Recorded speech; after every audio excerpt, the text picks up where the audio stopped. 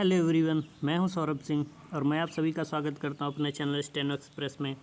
आज की इस क्लास में हम पढ़ेंगे भारत के भूगोल के बारे में। हम ये भूगोल की जो सीरीज़ शुरू कर रहे हैं उसका यह प्रथम वीडियो है।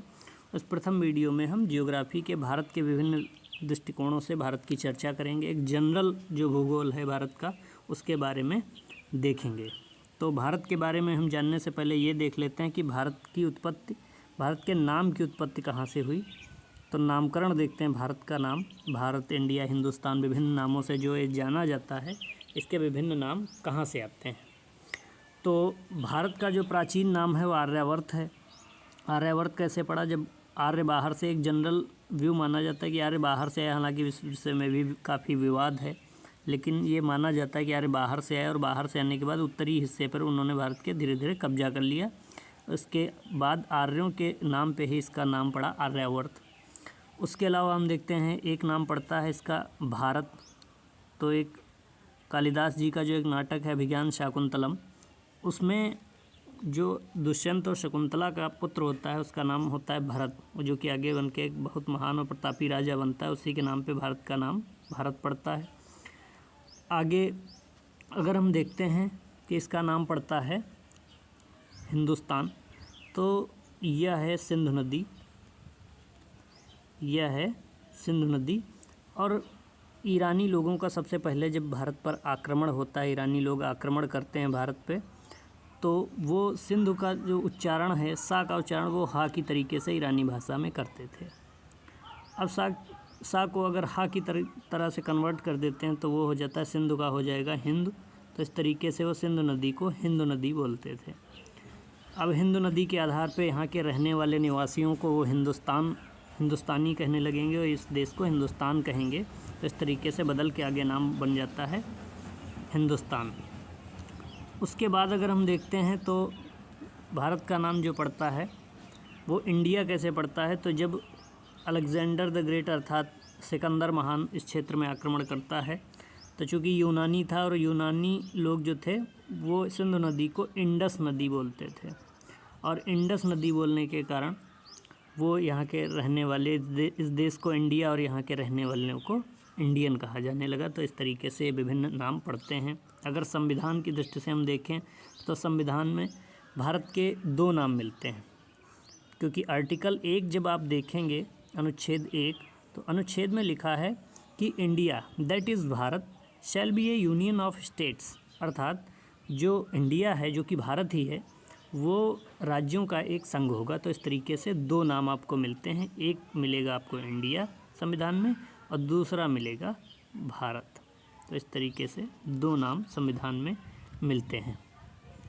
अब अगर हम स्थिति और विस्तार की दृष्टि से भारत को देखें तो भारत जो है ये मान लिया पृथ्वी है, और पृथ्वी को जो भूमध्य रेखा दो भागों में बांटती है, तो ये हो गया उत्तर और ये हो गया दक्षिणी गोलार्ध। इस तरीके उत्तरी और दक्षिणी गोलार्ध हो गए।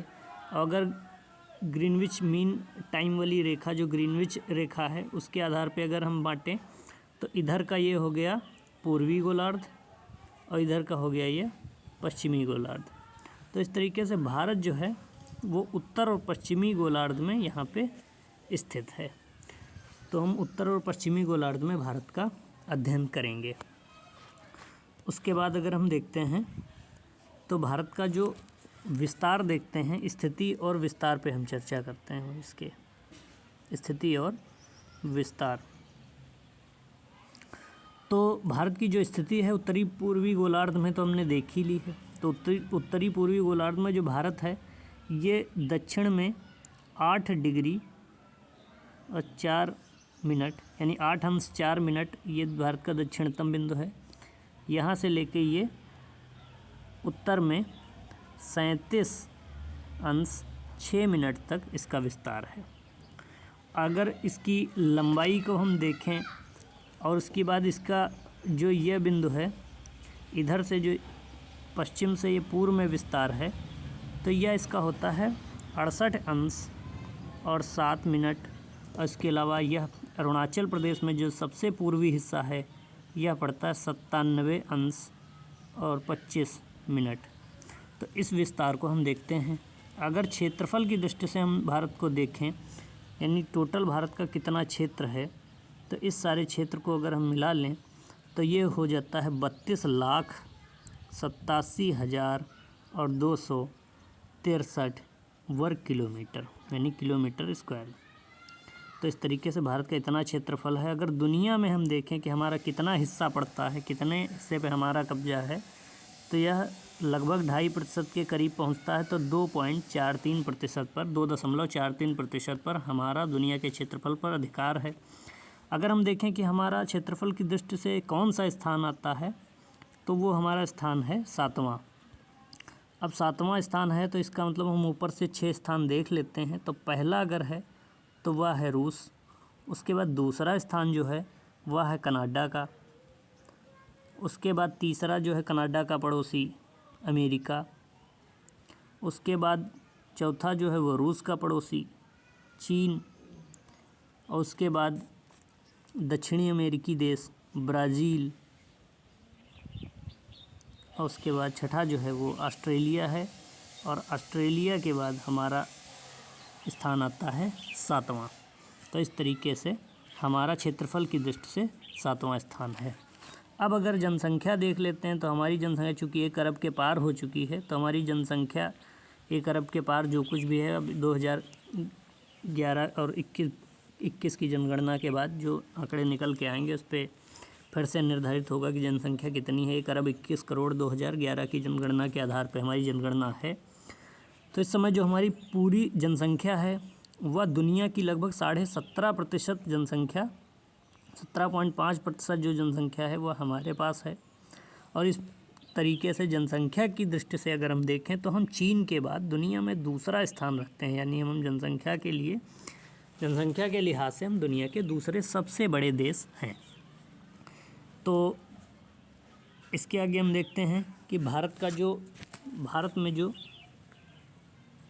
यह जो समय रेखा है यह भारत में कहाँ कहाँ से गुजरती है।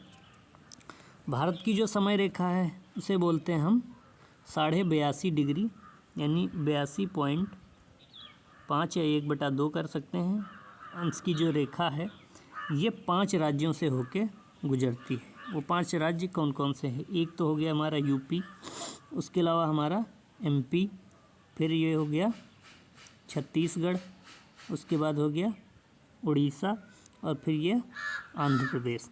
तो भारत के इन 5 राज्यों से होके ये समय रेखा गुजरती है, जिसका टोटल जो देशांतरीय विस्तार है वह है 82.5 अंश।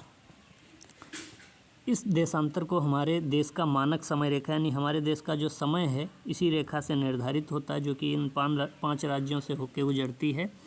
इसे देश का स्टैंडर्ड टाइम निर्धारित होता है, यानी पूरे देश में यही टाइम माना जाता है मानक समय। यह यहाँ पे जो बिंदु आपको दिखाई दे रहा है, यह बिंदु है इलाहाबाद के समीप नैनी या प्रयागराज, नैनी या मिर्ज़ापुर, 2 स्थानों को। यह मिर्ज़ापुर इलाहाबाद में है, वह मिर्ज़ापुर ज़िला नहीं है।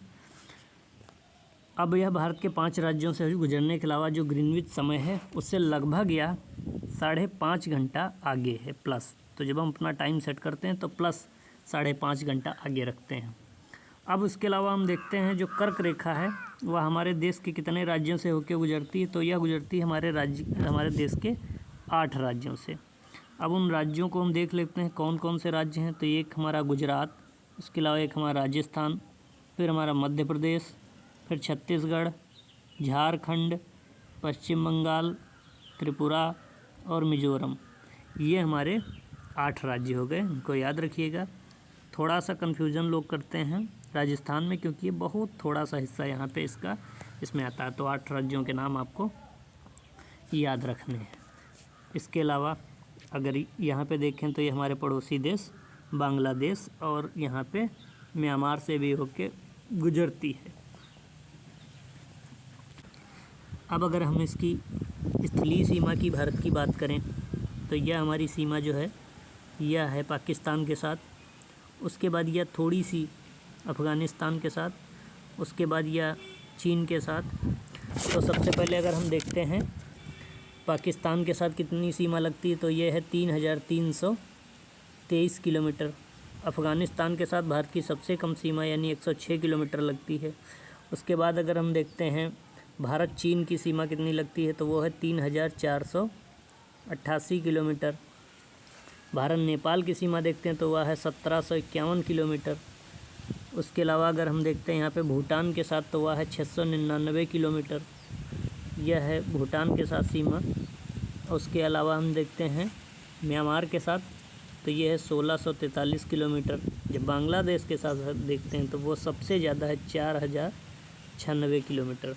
अब अगर हम टोटल अपनी स्थलीय सीमा जोड़ते हैं तो वह 15,000 से भी ज़्यादा है यानी 15,200 किलोमीटर लगभग यह बैठती है। तो टोटल स्थलीय सीमा के बारे में हमने देख लिया। यह जो यहाँ से यहाँ तक है यह है 15,200 किलोमीटर। अब हम बात कर लेते हैं इसकी तटीय सीमा के बारे में। तो तटीय सीमा जो बनती है यह है हमारी तटीय सीमा, जिसका आकार जो है त्रिभुजाकार है। तो इस तटीय सीमा की बात करते हैं तो भारत की जो तटरेखा है तो मुख्य भूमि की जो तटरेखा यानी जिसमें हम द्वीप छोड़ देते हैं, यहाँ पे जो अंडमान निकोबार है या लक्षद्वीप है, इन सबको छोड़ देते हैं तो मुख्य भूमि जो है या जो टोटल मुख्य भूमि की तटीय रेखा है यह हमारी है 6100 किलोमीटर। उसके अलावा अगर हम इसमें तटीय भूमि जोड़ देते हैं, तटों की रेखा जोड़ देते हैं तो यह बन जाती है 7516 किलोमीटर। इसके आगे अगर हम इसमें स्थलीय सीमा भी जोड़ देते हैं यानी टोटल सीमा जोड़ देते हैं तो 15,200 हमारी थी स्थलीय सीमा। अब इसमें जोड़ दी हमने 7,516। तो इस तरीके से हमारी हो गई ये 22,716 किलोमीटर। तो इस तरीके से इतनी हमारी टोटल सीमा तटीय और स्थलीय दोनों मिलाकर हो जाती है।